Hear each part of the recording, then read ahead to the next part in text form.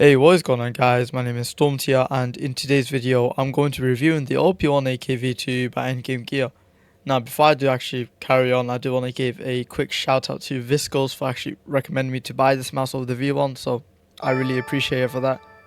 But anyways, in today's review I'm going to be talking about some aspects about this mouse that everyone wants to hear, and then at the end of the video going to be giving you guys my overall opinions and also if it's a big step up from the V1. So if you guys do end up enjoying this review, make sure you guys like and subscribe as support out the channel, and let's get right into it. Starting off with these switches, and they are the Kale GX switches developed by themselves, and they did a really good job at doing so, and I cannot emphasize that enough. For starters, the main goal was to make it as fast as possible for competitive use, and they managed to do that by having the lowest click latency on a mouse in the world at just 0.7 microseconds. You could even reduce that by a little bit by going onto the software and putting both of the switches into GX speed mode, which reduces it by 1.4 milliseconds. But not only that, but they make sure that the fast latency could be used with any polling rate, whether you're using 1000 Hz or 8000 Hz, and this ensures that you do not miss a click.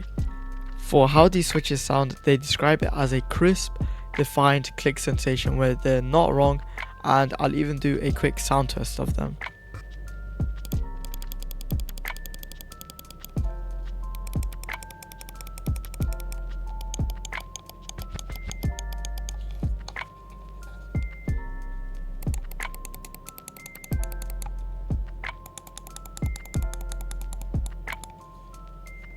Next up is the shape of the mouse, and it is really comfortable to use.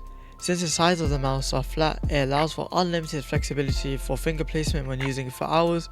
It caters to those that have larger hands, which makes this mouse more accessible to use, and you can change your grip style without having to worry where to place your fingers. Alongside this, the mouse weighs 50 grams, which is quite light for a full show gaming mouse without compromising anything.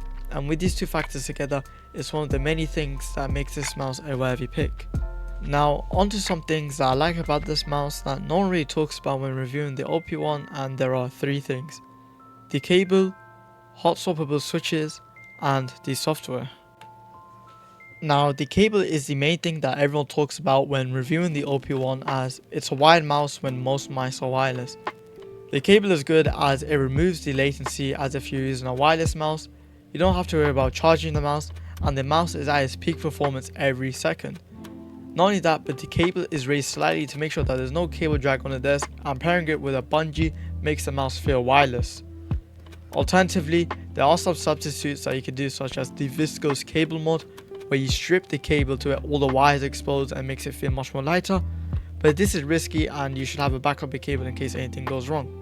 Or you could buy a custom cable from PMM, which is just a skinnier version of the cable that comes with the OP1, but it's just essentially like the viscose mod, or you just buy a wireless version of the OP1. Next up on the list is hot swappable switches, and this is really good for people that have preferences when it comes to the sound or feel of the switches. Now Endgame Gear actually sells their own switches specified to what most people prefer, and essentially by making them hot swap, it makes it seem easy to do so, and it allows users to modify their mouse. In the description of the switches, it guides you on how to do it, and through reading it, it seems like a simple process which could take up to 5 minutes, and you don't have to go to extreme lengths to make it work. Honestly, this is a really good feature that more companies should implement, since people can experiment on which switch they feel most comfortable with, and it brings a whole new experience. Now the last thing I do want to talk about is the software, and there's a setting in there which I think makes it a good option, and that is the left-handed mode. What this does is that it switches the left click to be on the right click and the right click to be on the left click. Now although it seems something small and I don't use it since I'm right-handed, but it's a thought of how people that are left-handed can use the mouse, and it shows about how Endgame Gear cares about the experience for the user, which seems nice. And this is the first time I'm seeing something like this on the gaming mouse, but more specifically by a company.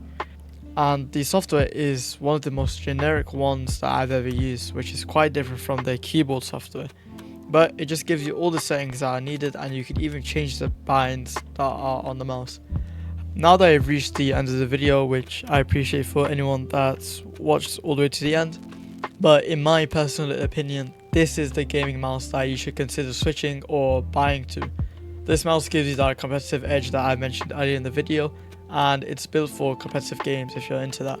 But not only that, but this mouse is my endgame mouse, and I don't think I'll be switching or upgrading to a different mouse anytime soon.